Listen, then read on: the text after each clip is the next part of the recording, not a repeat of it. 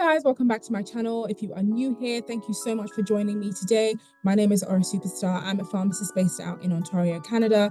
I share all things fitness, faith, pharmacy. We talk about lifestyle for an individual who has moved across the board to a new country. And we also share all things pharmacy, how to elevate in your career, how to improve as a professional. Today, I have an amazing guest on with me today, Benedicta, who's going to discuss all things finances as an individual who's moving across the board. Benedicta is a qualified accountant and finance professional with over 13 years experience. She has worked as a management consultant in 2 of the big 4 global accounting firms. Prior to her career in professional services, she worked for 7 years in various UK government organisations. She has seen many people and businesses struggle financially, not knowing how to meet up their financial obligations or understanding how the accounting and tax system operates.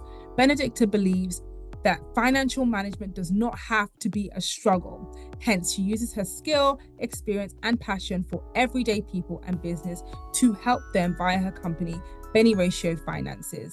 Beniratio Finances helps company directors and business owners to successfully manage their finances for profitability and scalability, whilst also attending to their legal obligations to Companies House and HMRC. Benedicta has delivered a number of workshops for private and public sector clients, and she has been on panels with industry leaders, including businesses and finance-related companies. Excited to have Benedicta here with me today. Stay tuned if you want to hear on how to level up financially before you make a relocation decision.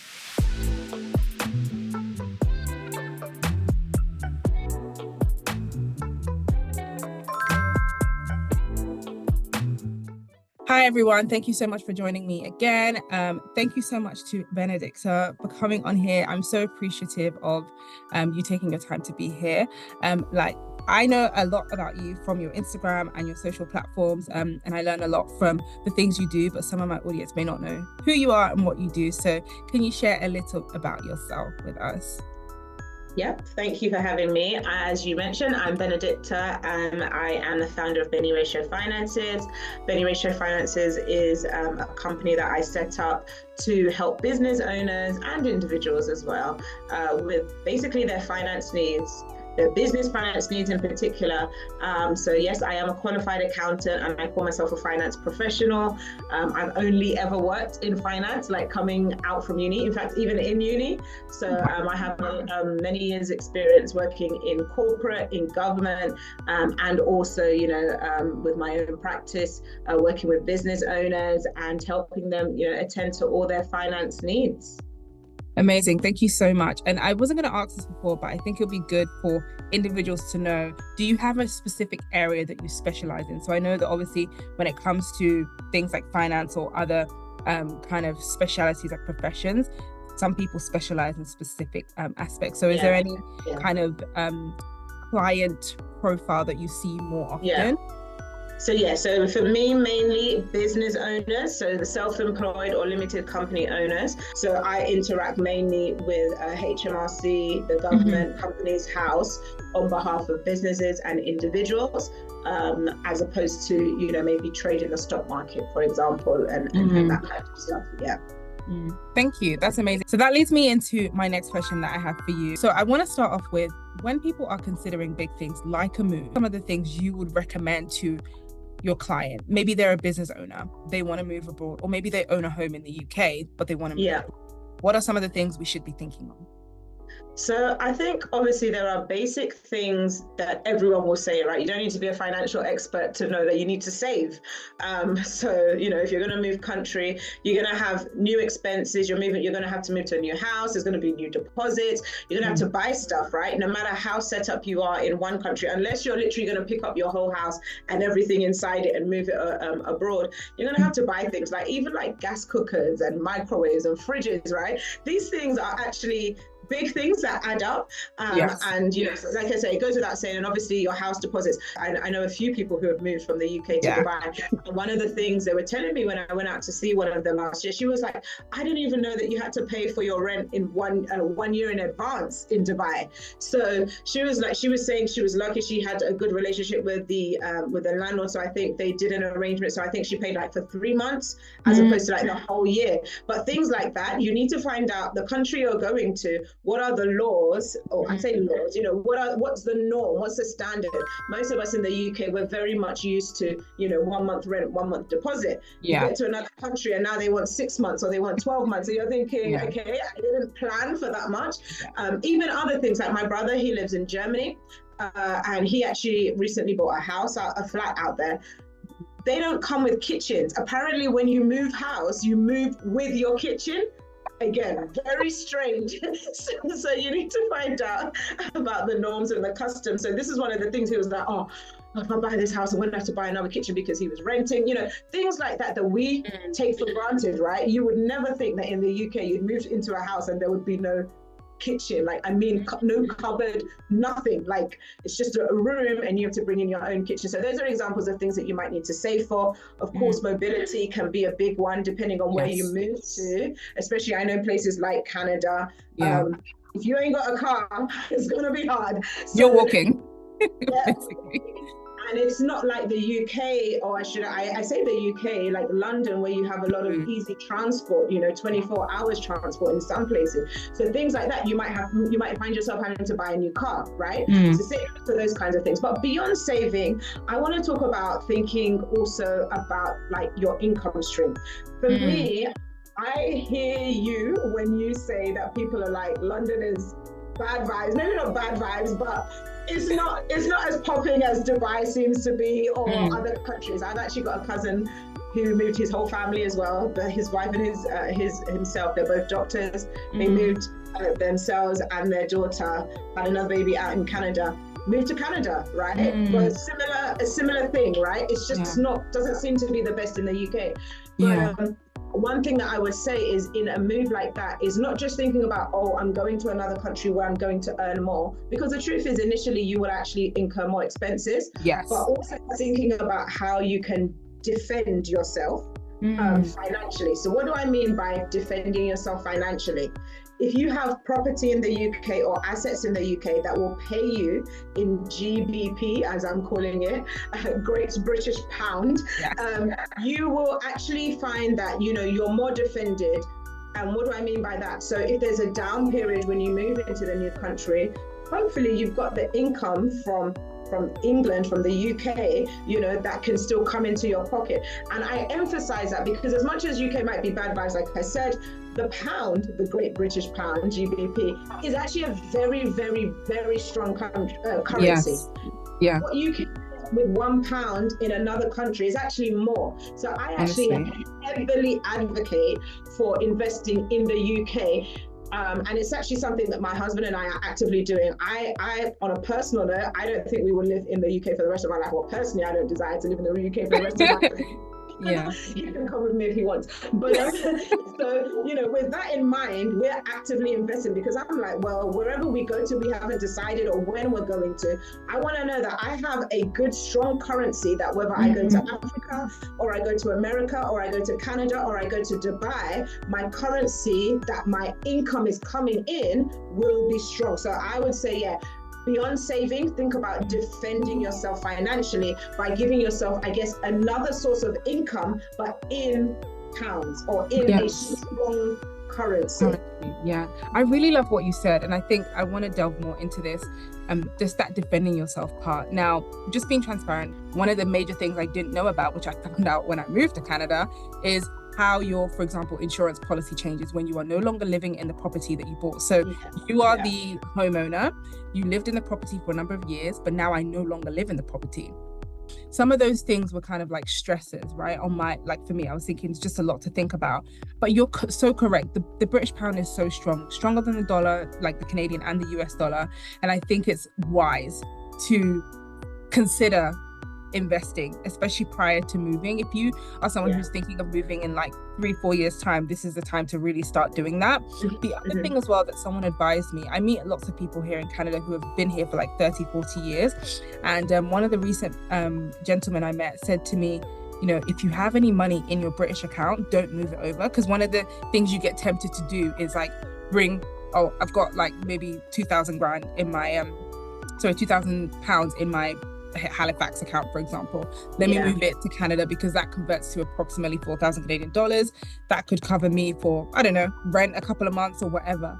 But there is a wisdom to keeping that money in England. Now, my question to you is, like, when we have those kind of things in England, before we move, is there anything or any conversations we need to initiate with HMRC or other people that are important and vital for us who are moving out the country? Because that's something I didn't think about before I moved.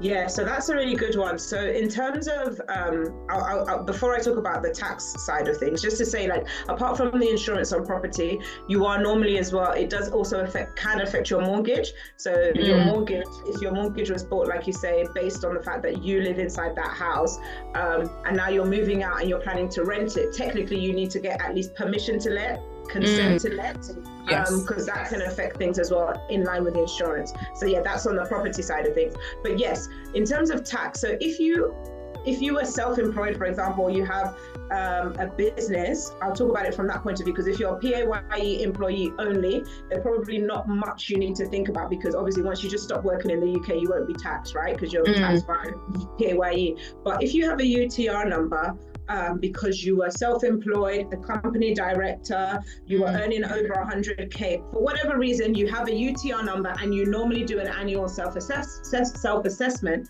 then you need to inform HMRC, because they will be thinking next year, or they will be expecting in the next financial year, that you're going to do a submission, that you're around. And so if you don't let them know, that can easily start to pile up, because they're like, oh, you didn't submit your tax return, where are you? You know, all of that kind of stuff. And then you get late fines, late penalties and all that. So it's important that you let them know that you are no longer in the country, you're no longer trading in the country, and all of that kind of stuff, so that they're not expecting you to do stuff.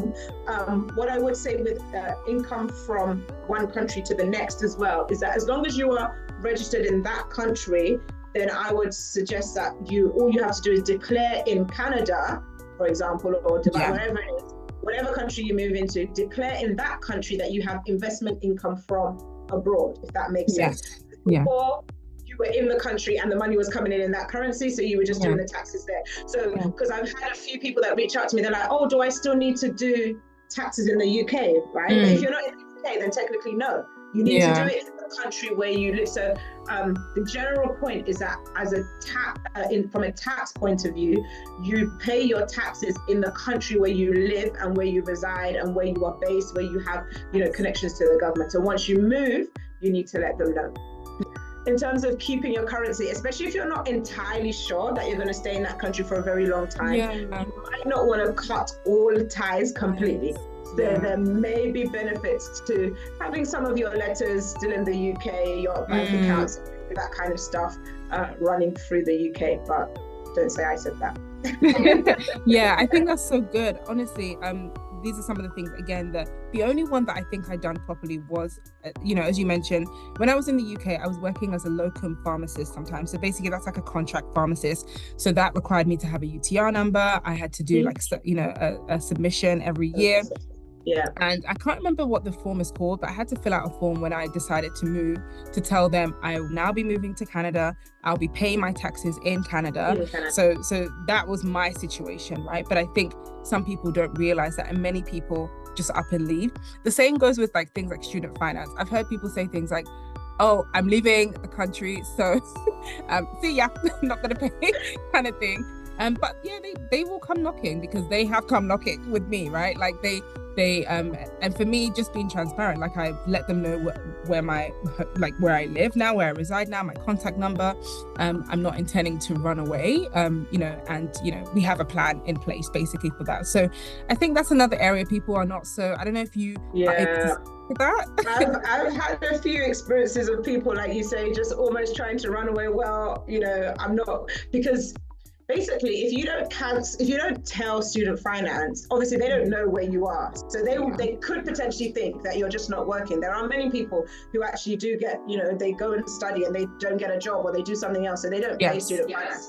But remember what we said about potentially keeping ties back to the UK. If for any reason, wherever you've gone to, you want to come back, when you now reopen your life again back in the UK, it will show that this is outstanding. So I just think, as good global citizens, we shouldn't just try and run away based on tax evasion. It is important, because it does come back to bite. As a standard practice, HMRC can look in, and normally do look into people for up to 6 years back. So let's say you moved away for 4 years and then you came back, or moved away for 6 years or whatever, they can still look into that. But I think in the case of where, if they think there might be fraud or something, I feel like they have the right to look as far back as they want. So don't think that just because you've moved country, you'll get away with it. They have a way of, making sure that they get what's due to them, even in death, unfortunately. And I think this is something that is a reminder for us all to be financially educated, and just try to keep a clean financial slate as much as possible. I wanted to also throw in there that one of the things that was recommended to me before I left was, I didn't have a credit card, right? Before when I was in the UK, I didn't have a credit card, and I didn't get one until 2019, which was towards the end of my time in the UK. And one of the recommendations was to keep a credit card that's based in the UK, and once in a while I use it to actually pay for my gas here in Canada, and then I pay the money back, because it's helping. And I don't know, you can speak to this, I might be wrong, but it's helping in terms of my credit score. And obviously I have my mortgage I'm paying monthly in the UK, but also having this credit card is an additional kind of like showing that I'm still paying something every month, or I'm able to keep up with something. So is that something you would recommend to people? 100%. It's a similar reason why I said, there might be reasons why you might not want to completely cut ties.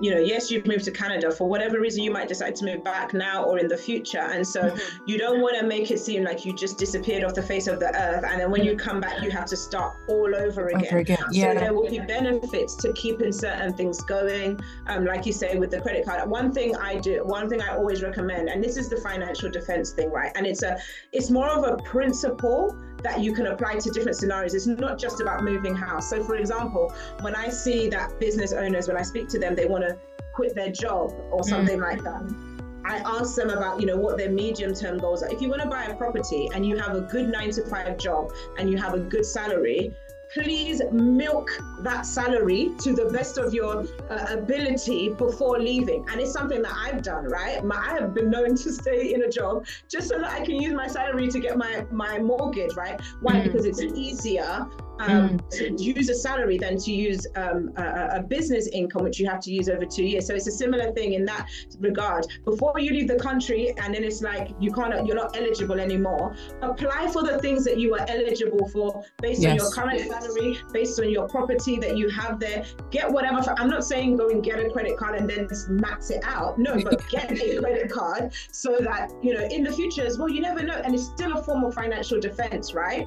Of course, you would eventually have to pay it back. But let's say for any reason you were stranded in Canada, you really could use that credit card, right? It's in your name. And so it's one of the things that even with me on my account, so when I was a student, I had an overdraft. I've never taken away that overdraft. I've paid, I'm not in it, so I'm not in minus, but I still have access to that £2,000 overdraft. For me, again, it's a form of defense. If there was an emergency or whatever, I can actually access that. Similar things like even with credit card limits. I'm not one to go around spending on my credit card. I'm very disciplined with finances. I would just say make the most and maximize what you can get financially before you leave. And I think this is so good, because it speaks to some of the questions I had just with regards to being a global citizen, right? Like just having that global citizen status. I think the other thing I was going to say is, like, for me as an individual, okay, so I'm a British citizen, but I live in Canada. I'm a Canadian permanent resident. I, have all these investments, whatever it may be, in the UK. But I actually want to get some form of financial citizenship in another country, like Dubai, right? So what does that mean for, I mean, I don't know if you have any understanding or information on that. Like, I want to maybe add another currency. Maybe I want to buy a house in Dubai. You know, I know some countries like Canada, for example, they have an increased percentage in terms of like down payments and stuff. If you're not a Canadian citizen or permanent resident and you want to buy, would you encourage people to do that? Like maybe buying multiple places in multiple countries? You know, what does that look like tax wise? Does that mean I have to, do I still only pay tax in Canada, or do I now have some kind of tax expectation in that other nation? So I would definitely, I would advise and encourage it. Like you said, we're trying to be global citizens, and it goes again into the form of, you know, financial defense. For me, it's, I don't know if you've ever heard of the phrase arbitrage.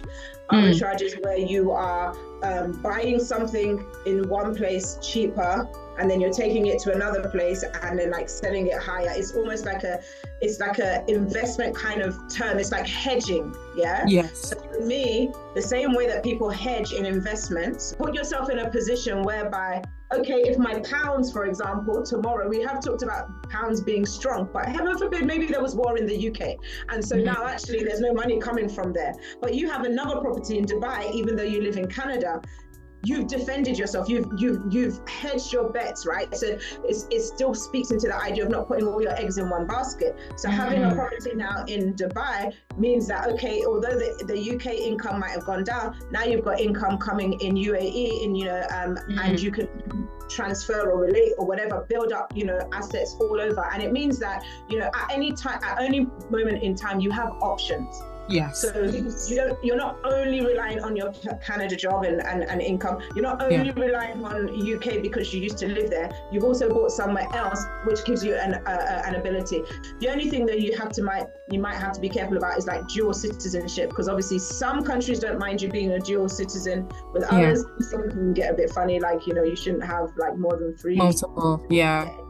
Thank you so much, Benedicta. It's been so great having you on. Just before you go, I had one question. So I'm sure you've seen a host of different kind of clients over your career and, you know, your time in this kind of sector. What's one thing that you have learned from those people's situations, or, you know, their circumstances, that has made you think, I need to do better at this, or I need to educate people to do better at this? What's one thing that we're not doing enough of, or we can improve in? One thing I would say that people probably don't do as well, some do really well, but the majority of people don't do as well, is that we're very quick to be like, I just want to do my own thing. I just want to have my own business. And I think that a lot of people don't maximize their 9 to 5 and their professional career.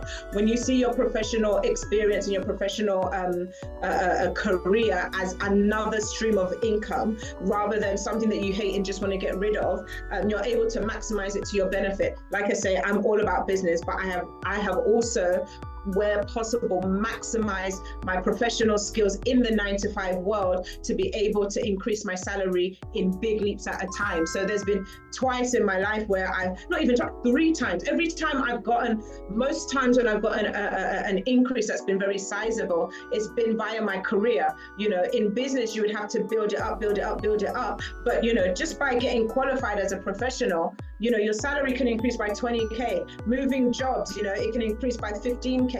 So I would encourage people to, before you want to run and jump out on your own, maximize whatever it is you studied in school. If there's professional qualifications, if your employer can help you, if there's stuff going on in your workplace, don't just ignore it because it's work and you hate work, but milk it, get the best salary, so that then you can even use that money to invest in what you want to do personally, you know, changing countries and all of that kind of stuff. I love that. Oh my God, especially in this day and age where everyone's like, here's what I do, you know, as a whatever business owner. I think it's so important. We definitely have to get you back on the channel to just talk a bit more about that, because I think, again, people don't realize that you can use your 9 to 5 to support the work that you want to do on the side, your passion. Use that money to support your passion, level up financially and invest, you know. It's a great way to do it. But I think sometimes, especially in this day and age, we want things quick. We want to go on that, you know, Dubai trip, first class, all that stuff. So yeah, thank you so much for sharing your wisdom. I really appreciate you being on here, and hope to see you again soon. Thank you. Thank you for having me.